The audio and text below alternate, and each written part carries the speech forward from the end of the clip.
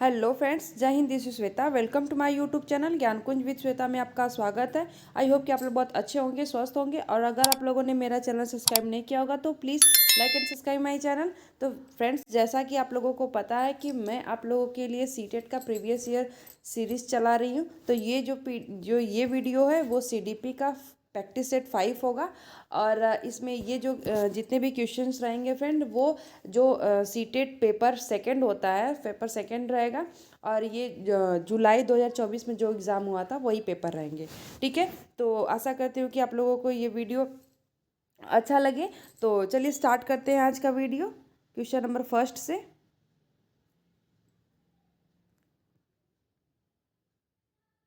ठीक है फ्रेंड, तो क्वेश्चन नंबर फर्स्ट है कि छात्रों के विविध समूहों को पूरा करने के लिए निम्नलिखित में से कौन सांस्कृतिक रूप से उत्तरदायी शिक्षण का सही वर्णन करता है। ठीक है, छात्रों के विविध समूहों को पूरा करने के लिए निम्नलिखित में से कौन सांस्कृतिक रूप से उत्तरदायी शिक्षण का सही वर्णन करता है।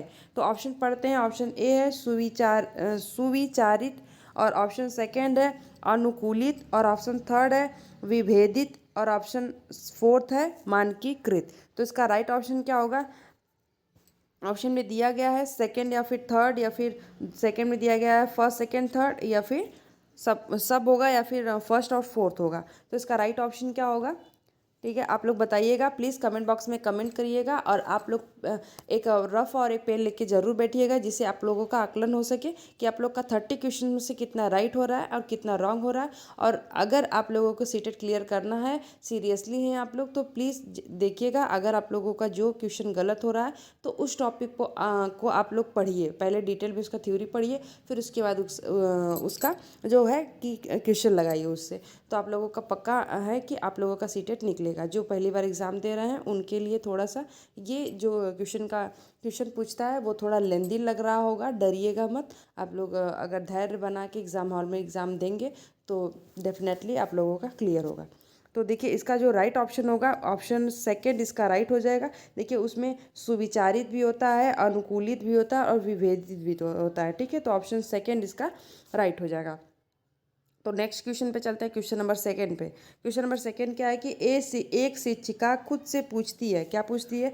मैंने ऐसे अनुभव कैसे प्रदान कर सकती हूँ जिसमें छात्रों को पर्यावरण में विभिन्न प्रकार की बुद्धिमत्ता विभिन्न प्रकार की वस्तुओं को वर्गीकृत करने और उनकी वर्गीकरण के स्कीमों का विश्लेषण करने की आवश्यकता हो। वह छात्रों में किस बुद्धिमत्ता को बढ़ावा देने का की कोशिश कर रही हैं। ठीक है, शिक्षिका किस जो बुद्धिमत्ता को बढ़ाने की कोशिश कर रही हैं। तो ऑप्शन फर्स्ट है अंतर्वैयक्तिक बुद्धिमत्ता, और सेकेंड है प्राकृतिक बुद्धिमत्ता, और थर्ड है शारीरिक गति संवेदी बुद्धिमत्ता, और फोर्थ है भाषाई बुद्धिमत्ता। तो इसका राइट ऑप्शन क्या होगा?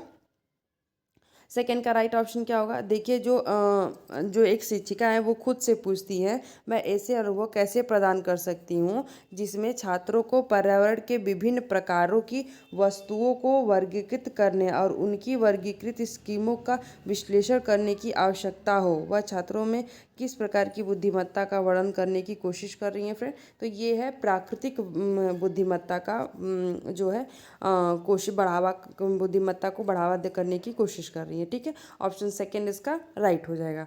तो नेक्स्ट क्वेश्चन पे चलते हैं, क्वेश्चन नंबर थर्ड है। देखिए, क्वेश्चन नंबर थर्ड में भी अभिकथन और कारण वाला क्वेश्चन दिया गया है। तो अभिकथन में क्या है कि शिक्षकों को विद्यार्थियों के बीच बहस चर्चा सहयोगी को प्रोत्साहित करना चाहिए।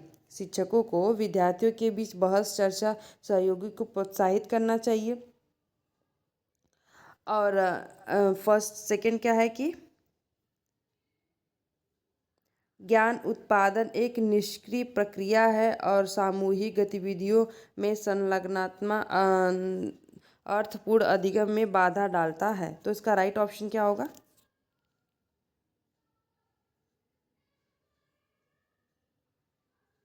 देखिए, जो इसका फर्स्ट है वो राइट हो जाएगा, और सेकंड इसका रॉन्ग है। तो इसका जो राइट ऑप्शन होगा वो फर्स्ट होगा।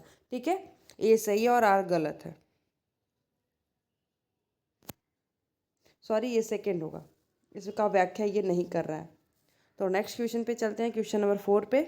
तो क्वेश्चन नंबर 4 है फ्रेंड कि अभिकथन में दिया गया है कि स्कूलों को उस ढांचे के भीतर कार्य करना चाहिए जो तैयार उत्पाद और सीखने के परिणामों का आकलन करते हैं। और कारण क्या है कि सीखना पक्के तौर पर अनुक्रमिक और पदानुक्रमित है। तो इसका राइट ऑप्शन क्या होगा? इसका राइट ऑप्शन क्या होगा? तो आप लोग बताइएगा कि इसका राइट ऑप्शन क्या होगा। तो देखिए फ्रेंड, इसका जो राइट ऑप्शन हो जाएगा, ऑप्शन सी इसका राइट हो जाएगा। ठीक है, ऑप्शन सी, ए और आर दोनों ही गलत है। तो नेक्स्ट क्वेश्चन पे चलते हैं, क्वेश्चन नंबर 5 पे। तो क्वेश्चन नंबर 5 है फ्रेंड कि सुनीता 12 वर्षीय लड़की विशेष संगीतीय क्षमता रखती है। ठीक है, जिसके माता पिता दोनों ही निपुण गायक हैं और वे सुनीता को अपनी आवाज़ को और बेहतर करने के लिए प्रशिक्षण कक्षा में भेज रहे हैं। सुनीता को यह क्षमता संभावित रूप से किन कारकों के अंतःक्रिया का परिणाम है? किन कारकों के अंतःक्रिया का परिणाम है फ्रेंड? तो ऑप्शन पहले पढ़ लेते हैं। ऑप्शन ए है पोषण और अनुशासन, और ऑप्शन सेकेंड है अनुवांशिकता और वातावरण, और ऑप्शन थर्ड है लैंगिक पहचान और अनुवांशिकता संरचना, और ऑप्शन फोर्थ है वृद्धि और परिपक्वता। तो इसका राइट ऑप्शन क्या होगा? तो देखिए, जो सुनीता है वो 12 वर्ष की लड़की है, तो उसको जो संगीत का है गाना उसको अच्छा लगता है, उसका लय अच्छा है, और उसके माता पिता भी गायक में निपुण हैं। तो वो उसको आनुवंशिकता से भी आया है, और दूसरा वो जब प्रशिक्षण करने के लिए उनको कक्षा में भेज रहे हैं तो उनका वातावरण से भी उसका जो है अंतःक्रिया हो रहा है। तो ठीक है, इसका जो राइट ऑप्शन हो जाएगा, ऑप्शन सेकेंड इसका राइट हो जाएगा, आनुवंशिकता और वातावरण। तो नेक्स्ट क्वेश्चन पे चलते हैं, क्वेश्चन नंबर 6 पे। तो क्वेश्चन नंबर 6 है फ्रेंड, प्याजे और वैगोस्की के सिद्धांतों में एक प्रमुख समानता है। तो क्या समानता है प्याजे और वैगोस्की के सिद्धांतों में?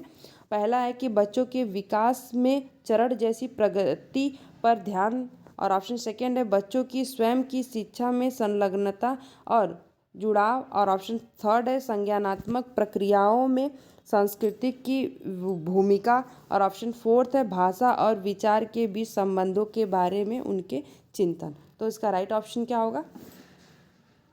इसका राइट ऑप्शन क्या होगा? देखिए, प्याजे और वैगोस्की के जो सिद्धांत है, जो एक प्रमुख समानता है वो क्या है फ्रेंड? तो वो ये है कि बच्चों की स्वयं की शिक्षा में संलग्नता और जुड़ाव। ठीक है, तो इसका जो राइट ऑप्शन हो जाएगा, ऑप्शन सेकेंड इसका राइट हो जाएगा। तो नेक्स्ट क्वेश्चन पे चलते हैं, क्वेश्चन नंबर 7।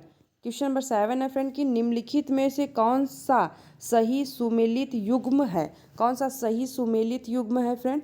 तो ऑप्शन फर्स्ट है कि मानक संदर्भित मूल्यांकन उससे मिलता है कि साथियों के प्रदर्शन की तुलना करता है, और ऑप्शन सेकेंड क्या है कि रचनात्मक मूल्यांकन यह निर्धारित करता है कि छात्र कक्षा में पहले और बाद में क्या कर सकते हैं, और ऑप्शन थर्ड क्या है कि योगात्मक मूल्यांकन जिनमें पेपर पेंसिल परीक्षण के साथ साथ गैर लिखित व्यवहारों के विस्तृत विवरण शामिल हैं, और फोर्थ क्या है कि मानदंड संदर्भित मूल्यांकन विशिष्ट विषयों की महारत शामिल है। तो इसका राइट ऑप्शन क्या होगा? इसका जो राइट ऑप्शन ही होगा वो जो सही युग्म सुमेलित युग्म है, तो ये ऑप्शन फोर्थ इसका राइट हो जाएगा। जो मानदंड संदर्भित मूल्यांकन है वो विशिष्ट विषयों की महारत शामिल है, तो इसका राइट ऑप्शन फोर्थ होगा। तो नेक्स्ट क्वेश्चन पे चलते हैं, क्वेश्चन नंबर 8 पे। अगर जो लोग ने मेरा पिछला वीडियो नहीं देखा होगा तो प्लीज़ आप लोग जाके देखिएगा प्लेलिस्ट में। उसमें मैंने दिसंबर का जो एग्ज़ाम हुआ था 2024 का, उसका मैंने CDP का प्रीवियस ईयर क्वेश्चन पेपर हल करवाया है। तो आप लोग जो लोग नहीं देखे होंगे वो प्लीज़ जाके उसको चेक करिएगा। ठीक है, और चलिए क्वेश्चन पे पढ़ते आते हैं। क्वेश्चन क्या है कि संवेदनशील अवधि वह समय अवधि होती है जिसके दौरान कुछ विशेष रूप से सामान्य विकास के लिए महत्वपूर्ण होती है। ठीक है, क्या होती है? फर्स्ट है कि मानव जाति कारक, और ऑप्शन सेकेंड है कि पर्यावरणीय कारक, और ऑप्शन थर्ड है वंशानुगत कारक, और ऑप्शन फोर्थ है उत्पत्ति मूलक कारक। तो इसका राइट ऑप्शन क्या होगा? इसका राइट ऑप्शन क्या होगा? देखिए, इसका जो राइट ऑप्शन होगा वो पर्यावरणीय कारक होगा। ठीक है, ऑप्शन बी इसका राइट हो जाएगा। तो चलिए नेक्स्ट क्वेश्चन पे चलते हैं, क्वेश्चन नंबर 9। तो क्वेश्चन नंबर 9 है फ्रेंड कि लेव वैगोस्की के अनुसार भाषा और विचार के बीच क्या संबंध है। तो क्या संबंध है फ्रेंड? फर्स्ट है ऑप्शन है कि विचार भाषा को आकार देते हैं। ये चीज़ें तो बिल्कुल ही गलत है, आकार कहाँ देते हैं विचार। तो ऑप्शन सेकंड क्या है कि भाषा और विचार एक दूसरे से स्वतंत्र हैं। और ऑप्शन थर्ड क्या है कि भाषा और विचार विकास की जटिल विनिमय प्रक्रियाएं हैं। और ऑप्शन फोर्थ क्या है कि भाषा विचार को आकार नहीं देते हैं। तो ये तो बिल्कुल नहीं होगा थर्ड। इसका जो राइट ऑप्शन हो जाएगा 9 का, ऑप्शन सी इसका राइट हो जाएगा। भाषा और जो विचार हैं विकास की जटिल विनिमय प्रक्रियाएं हैं। तो ऑप्शन थर्ड इसका राइट हो जाएगा। और अगर आप लोगों को और जो वीडियो आप लोगों को जाके मेरे चैनल पे देखिएगा, मैंने हर विषय से रिलेटेड मैं प्लेलिस्ट बनाई हुई हूँ, जो मॉडर्न हिस्ट्री है, हिंदी है, और सब्जेक्ट है, ज्योग्राफी है। तो आप लोग प्लीज़ जाके प्लेलिस्ट चेक करिएगा, आप लोगों की यूज़फुल वाली वीडियो है। तो नेक्स्ट क्वेश्चन पे चलते हैं। क्वेश्चन नंबर 10 क्या है कि समावेशी कक्षाओं। तो आगे पढ़ते हैं। ऑप्शन में क्या है कि फर्स्ट है कि कक्षाओं में विशेष बच्चों की ज़रूरतों को पूरा करने के लिए एक अलग शैक्षिक कार्यक्रम पेश किया जाता है।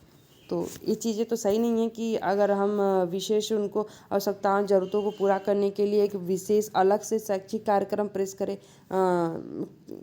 करें, क्योंकि समावेशी जो कक्षा होती है उसमें सारे बच्चे एक ही साथ बैठते हैं। तो ये ऑप्शन तो फर्स्ट तो बिल्कुल सही नहीं है। और सेकेंड में क्या है कि अलग अलग विभिन्नताओं के अनुसार विभेदित निर्देश दिए जाते हैं।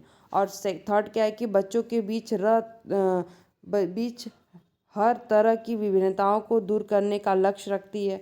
और ऑप्शन फोर्थ को पहचानना चाहिए कि हर बच्चा एक ही दर से और एक ही समय में सीखेगा। ये तो बिल्कुल ही गलत है कि कोई भी किसी का मेंटल लेवल और जो आईक्यू लेवल होता है वो सेम नहीं होता है। ऐसा नहीं है कि 12 वर्ष के बच्चे हैं तो सारे ही 12 वर्ष के बच्चे एक ही समय पे और एक ही साथ सीखेंगे। तो ये चीज़ें तो बिल्कुल सही नहीं। इसका जो राइट ऑप्शन हो जाएगा, ऑप्शन सेकेंड इसका राइट हो जाएगा, जो अलग अलग विभिन्नताओं के अनुसार विभेदित निर्देश दिए जाते हैं। ठीक है, आई होप कि आप लोगों को अच्छे से समझ में आ रहा होगा। और अगर आप लोगों को कोई भी डाउट होगा तो प्लीज़ कमेंट बॉक्स में कमेंट करके अपना डाउट क्लियर कर सकते हैं। तो नेक्स्ट क्वेश्चन पे चलते हैं, क्वेश्चन नंबर 11 पे। तो क्वेश्चन नंबर 11 फ्रेंड कि प्रगतिशील शिक्षा में बच्चों को किस तरह देखा जाता है। ठीक है, जो प्रगतिशील शिक्षा होती है उसमें बच्चों को किस तरह से देखा जाता है फ्रेंड। तो ऑप्शन फर्स्ट है कि आज्ञाकारी और केवल ज्ञान का उपभोग करने में सक्षम। और ऑप्शन सेकेंड है ज्ञानवर्धक और अर्थ की रचना करने वाले। और ऑप्शन थर्ड है कि कमज़ोर और सुरक्षा की ज़रूरत में। और ऑप्शन फोर्थ है मासूम और आश्रित। तो इसका राइट ऑप्शन क्या होगा? देखिए, इसका जो राइट ऑप्शन होगा ज्ञानवर्धक और अर्थ की रचना करने वाले में। ठीक है, जो प्रगतिशील शिक्षा में बच्चों को किस तरह से देखा जाता है, तो ज्ञानवर्धक और ज्ञानवर्धक और अर्थ की रचना करने वाले। ठीक है, तो नेक्स्ट क्वेश्चन पे चलते हैं, क्वेश्चन नंबर 12 पे। तो क्वेश्चन नंबर 12 है फ्रेंड विकथन और कारण वाला क्वेश्चन दिया गया है। तो इसमें पढ़ते हैं कि शिक्षकों को बच्चों को प्रयोग के लिए बहुत सारे अवसर देने चाहिए और उदाहरणों और गैर उदाहरणों पर चर्चा करनी चाहिए। और कारण में क्या दिया गया है कि बच्चों में गलत धारणाओं से निपटने का एक रचनात्मक तरीका विपरीत उदाहरण प्रदान करना है। तो इसका राइट ऑप्शन क्या होगा 12 का? तो 12 का देखिए जो राइट ऑप्शन हो जाएगा, ये दोनों ही बातें सही हैं और दोनों की ही व्याख्या करता है। ठीक है, ऑप्शन फोर्थ इसका राइट हो जाएगा। तो नेक्स्ट क्वेश्चन पे चलते हैं, क्वेश्चन नंबर 13 पे। तो क्वेश्चन नंबर 13 फ्रेंड की भावनाओं, व्यक्तित्व और सामाजिक संबंधों में परिवर्तन और स्थिरता किस विकास में शामिल है। ठीक है, क्या दिया गया है कि भावनाएं, व्यक्तित्व और सामाजिक संबंधों में परिवर्तन और स्थिरता किस विकास में शामिल है। तो किस विकास में शामिल है फ्रेंड? ऑप्शन फर्स्ट है कि भावनात्मक विकास। और ऑप्शन सेकेंड है मनोसामाजिक विकास। और ऑप्शन थर्ड है संज्ञानात्मक विकास। और ऑप्शन फोर्थ है व्यक्तित्व विकास। तो इसका राइट ऑप्शन क्या होगा? देखिए इसका जो राइट ऑप्शन हो जाएगा, जो भावनाओं और व्यक्तित्व और सामाजिक संबंधों में परिवर्तन और स्थिरता किस विकास में शामिल है फ्रेंड, तो ऑप्शन फर्स्ट इसका राइट हो जाएगा, भावनात्मक विकास में शामिल है। तो नेक्स्ट क्वेश्चन पे चलते हैं, क्वेश्चन नंबर 14 पे। क्वेश्चन नंबर 14 क्या फ्रेंड है कि जीन पियाजे के संज्ञानात्मक विकास का सिद्धांत यह बताता है कि, क्या बताता है, ऑप्शन पढ़ते हैं। ऑप्शन फर्स्ट है अवधारणाओं को जटिल से सरल के क्रम में सिखाया जाना चाहिए। तो जटिल से सरल के क्रम में तो नहीं सिखाया जाता है।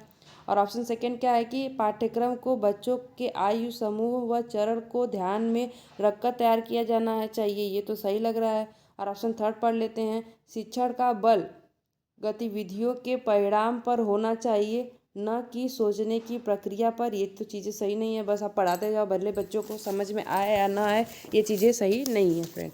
और ऑप्शन फोर्थ क्या है कि व्यवहार दंड और पुरस्कारों के माध्यम से अनुकूलित किया जाना चाहिए। देखिए इसका जो सही सबसे अच्छा ऑप्शन है, ऑप्शन सेकेंड ही सबसे अच्छा है, ठीक है। ऑप्शन 2, पाठ्यक्रम को बच्चों के आयु और समूह के चरण को ध्यान में रखकर तैयार करना चाहिए कि उनको समझ में आए उनका आयु और लेवल क्या है, आईक्यू लेवल, ठीक है।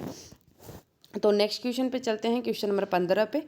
तो क्वेश्चन नंबर 15 है फ्रेंड कि लॉरेंस कोहलबर्ग ने बच्चों के नैतिक विकास का अध्ययन करने के लिए किस विधि का प्रयोग किया। तो ऑप्शन फर्स्ट है बच्चों के सामने नैतिक दुविधाएं रखना और अनुक्रियाओं की समालोचना करना। और ऑप्शन सेकेंड क्या है कि खेल के दौरान बच्चों का अवलोकन करना। और ऑप्शन थर्ड है क्या, प्रायोगिक विधि। और ऑप्शन फोर्थ है मात्रात्मक शोध कार्य विधि। तो इसका राइट ऑप्शन क्या होगा, 15 का राइट ऑप्शन क्या होगा। देखिए लॉरेंस कोहलबर्ग ने बच्चों के नैतिक विकास का अध्ययन करने के लिए किस विधि का प्रयोग किया गया है, तो ऑप्शन फर्स्ट इसका राइट हो जाएगा, बच्चों के सामने नैतिक दुविधाएं रखना और अनुक्रियाओं की समालोचना करना। लॉरेंस कोहलबर्ग का जो सिद्धांत था वो 3 भागों में बांटा गया था। आप लोग जो लोग पढ़े होंगे वो जानते होंगे, और नहीं भी पढ़े होंगे तो प्लीज़ आप लोग टॉपिक पढ़िए पहले। तो नेक्स्ट क्वेश्चन पे चलते हैं, क्वेश्चन नंबर 16 पे। क्वेश्चन नंबर 16 है कि जीन पियाजे के अनुसार बच्चे वयस्कों से किस प्रकार भिन्न हैं, ठीक है। जीन पियाजे जी के अनुसार जो हैं बच्चे जो बड़ों लोगों से किस प्रकार भिन्न हैं, क्वेश्चन पूछा गया है। तो ऑप्शन पढ़ लेते हैं। ऑप्शन क्या है कि बच्चों की तुलना में वयस्क बहुत ही अधिक ज्ञानी होते हैं। और सेकंड क्या है कि बच्चों की सोच वयस्कों के गुण से गुणात्मक रूप से भिन्न होती हैं। ऑप्शन थर्ड क्या है कि बच्चों की सोच मात्रात्मक रूप से वयस्कों से भिन्न होती हैं। और ऑप्शन फोर्थ है बच्चे वयस्कों पर निर्भर होते हैं जबकि वयस्क स्वतंत्र होते हैं। तो इसका राइट और जो ऑप्शन हो जाएगा 16 का, जो बच्चे की सोच है वयस्कों से गुणात्मक रूप से भिन्न होती है, ऑप्शन सेकंड इसका राइट हो जाएगा। तो नेक्स्ट क्वेश्चन पे चलते हैं, क्वेश्चन नंबर 17। क्वेश्चन नंबर 17 है फ्रेंड कि पठन वैकल्पिक से जूझ रहे बच्चों छात्रों को पढ़ाना सिखाया जा सकता है कैसे। ऑप्शन फर्स्ट है कि उच्च ग्रेड स्तर के पठन ग्रंथ प्रदान करके। और ऑप्शन सेकंड है लंबे और जटिल गद्यांश देकर। और ऑप्शन थर्ड है कि अनुकूलन की अनुबंधन विधि के माध्यम से। और ऑप्शन फोर्थ है व्यवस्थित ध्वन्यात्मक प्रशिक्षण के माध्यम से। तो इसका राइट ऑप्शन क्या हो जाएगा, तो इसका जो राइट ऑप्शन हो जाएगा जो व्यवस्थित ध्वन्यात्मक प्रशिक्षण के माध्यम से ही पठन वैकल्प से जूझ रहे बच्चों को पढ़ाया जा सकता है। ऑप्शन फोर्थ इसका राइट हो जाएगा। तो नेक्स्ट क्वेश्चन पे चलते हैं, क्वेश्चन नंबर 18। तो क्वेश्चन नंबर 18 है फ्रेंड की अभिकथन में दिया गया है कि शिक्षकों को शिक्षार्थियों के बीच व्यक्तिगत विभिन्नताओं का सम्मान करना चाहिए और सभी शिक्षार्थियों की आवश्यकताओं के अनुसार अपने शिक्षण को समायोजित करना चाहिए। तो इसका राइट ऑप्शन क्या होगा, और कारण क्या है कि शिक्षकों को विविध पृष्ठभूमि के शिक्षार्थियों को पढ़ाते समय उनके बीच सहयोग, समूह कार्य और बातचीत से बचना चाहिए। तो 18 का जो राइट ऑप्शन हो जाएगा फ्रेंड, जो आर है वो गलत है और जो ए है ये सही है। ऑप्शन सेकंड इसका राइट हो जाएगा। तो नेक्स्ट क्वेश्चन पे चलते हैं, क्वेश्चन नंबर 19 पे। क्वेश्चन नंबर 19 फ्रेंड का है कि रमा एक शिक्षिका है, ठीक है, जो वैगोस्की के सिद्धांत को अपनी कक्षा में लागू कर रही है और वह एक चुनौतीपूर्ण कार्य को पूरा करने के लिए अपने छात्रों को समूहों में काम करने के लिए नियुक्त करती है, ठीक है।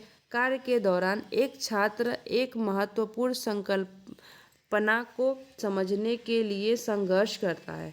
रमा के लिए इस छात्र की मदद करने का सबसे प्रभावी तरीका क्या हो?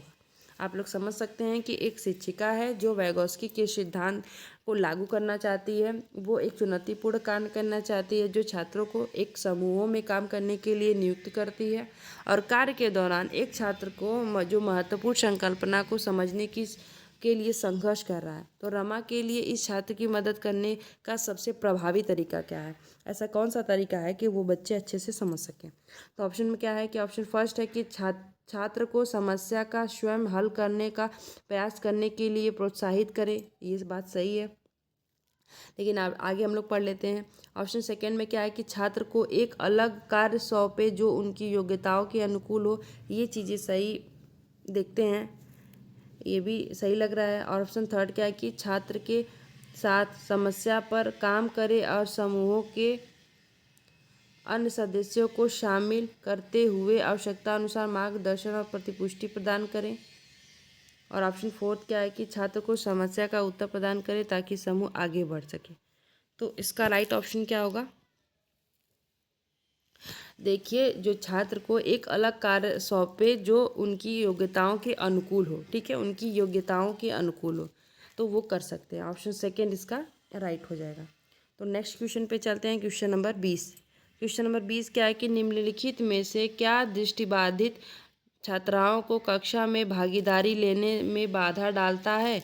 मुद्रित पाठ्य पुस्तकें और नोट्स, और सेकंड क्या है कि उभरी हुई रेखा चित्र और मानचित्र, और थर्ड क्या है कि ग्राफिक सामग्री के स्पर्शनीय तरीके, और ऑप्शन फोर्थ क्या है कि इलेक्ट्रॉनिक रूप से प्रारूपित व्याख्यान प्रतिलेखन। तो इसमें जो राइट ऑप्शन है, ऑप्शन इसका फर्स्ट हो जाएगा। मुद्रित जो पुस्तिकाएं होती हैं और नोट्स होते हैं उनको बाधा डालती हैं, ठीक है।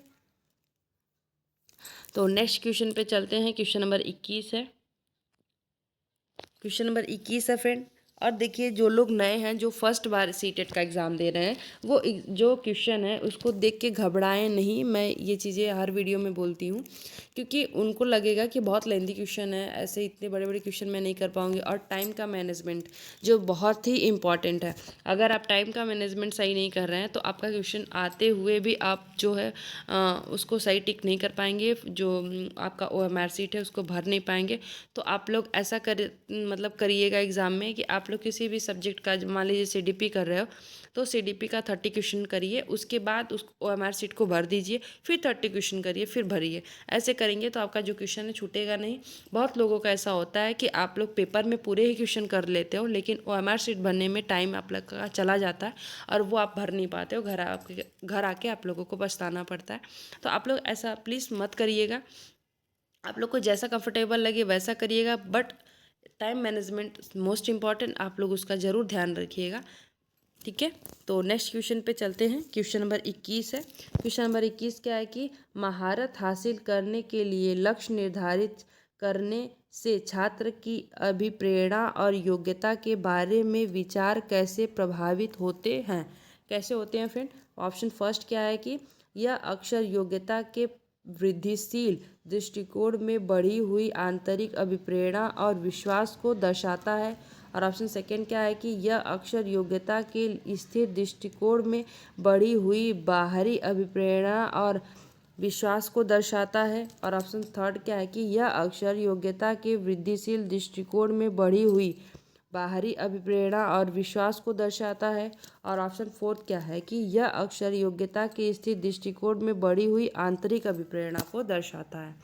तो क्या पूछ रहा है फ्रेंड कि महारत हासिल करने के लक्ष्य निर्धारित करने से छात्र की अभिप्रेरणा और योग्यता के बारे में विचार कैसे प्रभावित होते हैं? तो देखिए उनका जो विचार और जो योग्यता प्रभावित होता है तो वृद्धिशील दृष्टिकोण से बढ़ी हुई और आंतरिक अभिप्रेरणा और विश्वास को दर्शाता है। ठीक है, तो इसका जो राइट ऑप्शन होगा ऑप्शन फर्स्ट इसका राइट हो जाएगा। नेक्स्ट क्वेश्चन पे चलते हैं, क्वेश्चन नंबर 22। क्वेश्चन नंबर 22 है फ्रेंड की, आप एक शिक्षक हैं जो अपने छात्रों को परासंज्ञानात्मक कौशल विकसित करने में मदद करना चाहते हैं। निम्नलिखित में से कौन सी रणनीति इस प्रकार के चिंतन को बढ़ावा देने की सबसे अधिक संभावना है?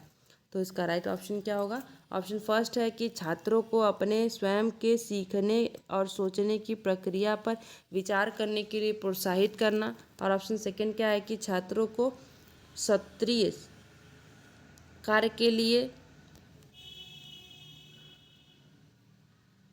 के लिए सांसारिक नोट्स प्रदान करना। और ऑप्शन थर्ड क्या है कि गृह कार्य सौंपना जिसके लिए याद रखने और याद करने की आवश्यकता होती है। और ऑप्शन फोर्थ क्या है कि छात्रों को उनके प्रदर्शन पर गुणात्मक प्रतिपुष्टि के बजाय अंक देना। तो इसका राइट ऑप्शन क्या होगा? देखिए इसका जो राइट ऑप्शन हो जाएगा, छात्रों को अपने स्वयं के सीखने और सोचने की प्रक्रिया पर विचार करने के लिए प्रोत्साहित करना। देखिए जब तक अपना छात्र अपने से स्वयं से सीखेगा नहीं और अपने से मोटिवेट नहीं होगा और अपने से करेगा नहीं तो वो कभी भी नहीं सीख सकता है। ठीक है, तो नेक्स्ट क्वेश्चन पे चलते हैं, क्वेश्चन नंबर 23।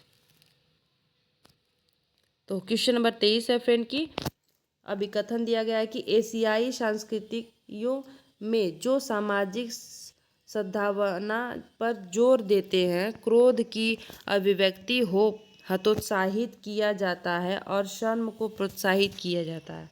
और कारण क्या है कि भावनाएं व्यक्ति परक हैं और सीखने में कोई भूमिका नहीं निभाती। तो इसका राइट ऑप्शन क्या हो जाएगा? 23 का राइट ऑप्शन क्या हो जाएगा? देखिए भावनाएं व्यक्ति परक हैं और सीखने में कोई भूमिका नहीं निभाती, ये चीज़ें गलत है, ऐसा नहीं है। ऑप्शन फर्स्ट इसका राइट हो जाएगा और सेकंड गलत होगा। ठीक है, तो इसका जो राइट ऑप्शन हो जाएगा ऑप्शन सेकंड होगा। तो नेक्स्ट क्वेश्चन पे चलते हैं, क्वेश्चन नंबर 24। तो क्वेश्चन नंबर 24 है फ्रेंड कि छात्रों के लिए कक्षा में प्रतिक्रिया सबसे अधिक प्रभावी होती है। ठीक है, जब कब उनकी प्रतिक्रिया सबसे अधिक प्रभावी होती है? जब फर्स्ट है कि यह सीखने की गतिविधि के दौरान और पश्चात भी होता है।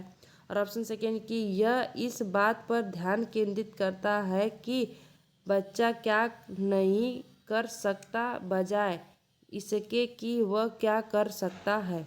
और ऑप्शन सेकेंड है, ऑप्शन थर्ड है यह वर्ष के अंत में परीक्षण और परीक्षा पर केंद्रित है। और ऑप्शन फोर्थ है यह छात्रों को तुलनात्मक श्रेणी प्रदान करता है। तो इसका राइट ऑप्शन क्या होगा? तो इसका राइट ऑप्शन क्या होगा प्लीज़ आप लोग बताइएगा कमेंट बॉक्स में भी कमेंट करके। ठीक है, तो देखिए इसका जो छात्रों के लिए कक्षा में प्रतिक्रिया सबसे अधिक प्रभावी होती है, जब कब होती है कि जब सीखने की गतिविधि के दौरान और पश्चात भी होता है। ठीक है, तो इसका जो राइट ऑप्शन है ऑप्शन फर्स्ट हो जाएगा। ठीक है, ऑप्शन फर्स्ट। तो नेक्स्ट क्वेश्चन पे चलते हैं, क्वेश्चन नंबर 25। क्वेश्चन नंबर 25 है फ्रेंड की रचनावादी शिक्षण विद्यार्थियों को अधिगम की ओर ले जा सकता है। तो रचनावादी जो शिक्षण है वह विद्यार्थियों को अधिगम की ओर ले जा सकता है, किस ओर? तो ऑप्शन फर्स्ट है कि अर्थहीन, और ऑप्शन सेकंड है यंत्रवत, और ऑप्शन थर्ड है ग्रहणशील, और ऑप्शन फोर्थ है खोज आधारित। तो इसका जो राइट ऑप्शन हो जाएगा ऑप्शन डी हो जाएगा। ठीक है, फोर्थ, खोज आधारित पे। ये सिंपल क्वेश्चन था। नेक्स्ट क्वेश्चन पे चलते हैं, क्वेश्चन नंबर 26। तो क्वेश्चन नंबर 26 है फ्रेंड की निम्न में से कौन सा प्रश्न विश्लेषणात्मक चिंतन को बढ़ावा देता है? तो निम्न में से किस ऑप्शन का राइट ऑप्शन हो जाएगा कि विश्लेषणात्मक चिंतन को बढ़ावा देता है? तो ऑप्शन फर्स्ट है भारत में कितने राज्य हैं, और ऑप्शन सेकंड है कि भारत की कुल जनसंख्या कितनी है, और ऑप्शन थर्ड है कि भारत में जनसंख्या वृद्धि के भिन्न कारण क्या है, और ऑप्शन फोर्थ है कि जो भारत की राजधानी है तो देखिए जितने भी ये भारत में कितने राज्य हैं, तो ये वन वर्ड क्वेश्चन है कि भारत में कितने राज्य हैं आप बता दीजिए। भारत की कुल जनसंख्या कितनी है, जितनी जनसंख्या है वो बता दीजिए। और फोर्थ में क्या है कि भारत की राजधानी क्या है, जहाँ राजधानी है वो बता दीजिए। ये वन वर्ड है, आपको ज़्यादा तार्किक सोचने की ज़रूरत नहीं है, सीधे सीधे आंसर है। तो देखिए इसका जो थर्ड ऑप्शन है वो राइट हो जाएगा विश्लेषणात्मक चिंतन में, जिसमें भारत की जो जनसंख्या के विभिन्न कारण क्या है, आपको कारण पूछा है कि इतनी जनसंख्या हो क्यों रही है, उसका क्या कारण है, तो वो आपको सोचने के लिए आपको तार्किक चिंतन करनी पड़ेगी। तो इसका जो राइट ऑप्शन होगा ऑप्शन थर्ड इसका राइट हो जाएगा। तो नेक्स्ट क्वेश्चन पे चलते हैं, क्वेश्चन नंबर 27। क्वेश्चन नंबर 27 है फ्रेंड कि किस अधिगम की रणनीति के बच्चों द्वारा दूसरों को सिखाना शामिल है जो उन्होंने सीखा है। तो क्या उन्होंने सीखा है फ्रेंड, फर्स्ट है कि रट कर सीखना, और ऑप्शन सेकंड है कि व्याख्यात्मक शिक्षण, और ऑप्शन थर्ड है पारस्परिक शिक्षण, और ऑप्शन फोर्थ है अनुबंधन अधिगम। तो इसका राइट ऑप्शन सीधे सीधे हम रट कर सीखेंगे नहीं, और व्याख्यात्मक उतना प्रभावी नहीं होता है, तो इसका जो राइट ऑप्शन होगा ऑप्शन थर्ड होगा। ठीक है, सॉरी, ऑप्शन जो थर्ड होगा पारस्परिक शिक्षण में।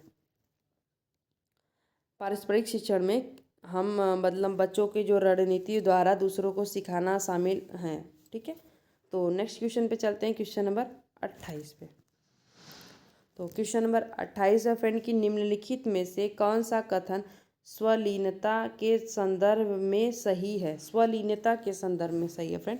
तो ऑप्शन फर्स्ट है स्वलीनता एक तंत्रिकीय विकासात्मक विकार है, और ऑप्शन सेकेंड है कि स्वलीनता केवल वातावरणीय कारकों के कारण होता है, और ऑप्शन थर्ड है कि स्वलीनता का इलाज किया जा सकता है, उम्र के साथ इसमें सुधार आता है, और ऑप्शन फोर्थ क्या है कि स्वालीनता वाले सभी लोगों में कम से कम एक विशेष कौशल होता है। तो इसका राइट ऑप्शन क्या होगा, तो इसका जो राइट ऑप्शन हो जाएगा ऑप्शन फर्स्ट इसका राइट हो जाएगा, जो स्वालीनता एक तंत्रिकीय विकासात्मक विकार है। ठीक है, तो नेक्स्ट क्वेश्चन पे चलते हैं, क्वेश्चन नंबर 29 पे। 28 हो गया, क्वेश्चन नंबर 29 है फ्रेंड अभिकथन और कारण वाला क्वेश्चन। देखिए मैं आप लोगों को बार बार बता रही हूँ हर वीडियो में कि जो अभिकथन और कारण के क्वेश्चन है, ऐसे हर सब्जेक्ट में से आप लोगों को 30 क्वेश्चन में से कम 2 से 3 क्वेश्चन जरूर देखने को मिलेंगे। तो आप लोग इससे घबराइएगा मत, और इसको बहुत ही गहन तरीके से पढ़ के आंसर दीजिएगा, क्योंकि बहुत लोग इसमें मिस्टेक हो जाता है, जैसे व्याख्या नहीं करता है, ए गलत है, बी सही है, बी गलत है, ए सही है, ऐसे। तो क्वेश्चन पढ़ते हैं कि किशोरावस्था के दौरान जेंडर अपेक्षाओं के अनुरूप स्त्रीत्व या पुरुषत्व की परंपराओं का पालन करने के लिए दबाव बढ़ जाता है। ठीक है, और ऑप्शन सेकंड क्या है कि जेंडर और जेंडर भूमिकाएं जैविक रूप से निर्धारित की जाती हैं। तो इसका राइट ऑप्शन क्या होगा, तो इसका राइट ऑप्शन क्या होगा, तो इसका जो राइट ऑप्शन हो जाएगा 29 का। इसमें देखिए आर गलत है और ए सही है। ठीक है, जेंडर और जेंडर भूमिकाएं जैविक रूप से निर्धारित की जाती है, ये चीज़ें सही नहीं है, ऐसा नहीं होता है। और जो है ये जो किशोरावस्था के दौरान जो जेंडर अपेक्षाओं के अनुरूप स्त्रीत्व और पुरुषत्व की परंपराओं का पालन करने के लिए दबाव बढ़ जाता है। ठीक है, तो इसका जो राइट ऑप्शन हो जाएगा ऑप्शन 2 हो जाएगा। तो नेक्स्ट क्वेश्चन पे चलते हैं, जो कि इस वीडियो का लास्ट क्वेश्चन रहेगा, क्वेश्चन नंबर 30। तो क्या है कि विद्यार्थियों के समालोचनात्मक चिंतन को विकसित करने के लिए एक शिक्षक को क्या करना चाहिए फ्रेंड। ऑप्शन फर्स्ट है कि विद्यार्थियों को उनके संदेह और सवाल पूछने के लिए हतोत्साहित करना चाहिए। ये तो चीज़ें सही नहीं है कि उनको हतोत्साहित हम नहीं कर सकते हैं, ऑप्शन फर्स्ट गलत है। ऑप्शन सेकंड क्या है कि ऐसे सवाल देने चाहिए जिसमें निष्कर्ष और व्याख्याएं शामिल हो, ये सही है। और ऑप्शन थर्ड क्या है कि ऐसे सवालों से बचना चाहिए जिसमें विवेचन और विश्लेषण की आवश्यकता होती है, ऐसे हम थोड़ी बच सकते हैं। और ऑप्शन फोर्थ क्या है कि केवल ऐसे ही सवाल पूछने चाहिए जिनका एक ही उत्तर हो। जहाँ केवल लग गया कि एक ही वे में जा रहा है, ये आपका निगेटिव वर्ड है और आपका गलत हो जाएगा। जो इसका राइट ऑप्शन है ऑप्शन सेकंड इसका राइट है, ऐसे सवाल देने चाहिए जिसमें निष्कर्ष और व्याख्याएं शामिल होते हैं। तो जो 30 का है राइट ऑप्शन सेकंड हो जाएगा।